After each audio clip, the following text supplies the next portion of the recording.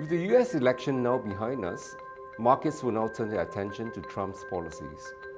In the near term, market will likely continue to be driven by narratives around a further expansion in fiscal stimulus and more tariffs. This will heighten expectation of an increase in US Treasury supply and higher inflation, putting pressure on long-term bond yields.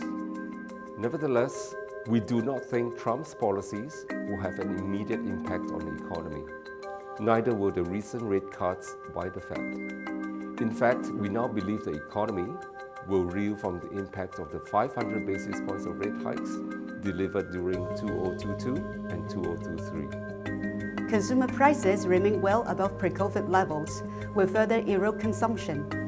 Now that most households have depleted their pandemic savings, with many living from paycheck to paycheck.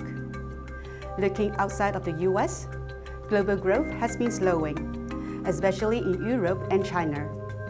Should Trump roll out more tariffs and China retaliates, global economic outlook could face more uncertainty. As we move into 2025, we expect euphoria around Trump's victory to fade. We should see some unwinding of the strong equity, strong dollar, and higher US interest rate rates. We expect the Fed to continue cutting interest rate policy throughout the year, with an objective of bringing Fed fund rates to the 3 to 3.5% range. The pace of cuts could fluctuate as the Fed remains data dependent instead of being forward-looking. Against the backdrop of continued rate cuts, barring a sharp economic downturn, the short end of the Treasury curve should outperform. We also believe short-dated credits provide better risk-reward profile at current valuations, as we expect volatility in risky assets to pick up in 2025. However, should Trump embark on deregulation on the financial sector, sentiments and business activities could get an immediate boost. This could trigger another round of rally in risky assets. Asia IG will likely outperform US IG in 2025, mainly due to relatively stable fundamentals and a supportive demand and supply dynamics, as issuance in Asia IG has been and will continue to be lower than that of US IG. We like the Malaysian ringgit as the currency remains undervalued.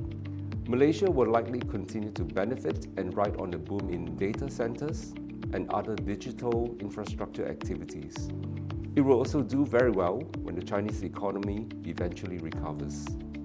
We see value in both the Aussie dollar and the Australian government bond, as we expect the RBA to start cutting interest rates and play catch-up to the Fed in 2025. We remain defensive in our credit positioning, favoring short-dated bonds for both investment grade and high yield.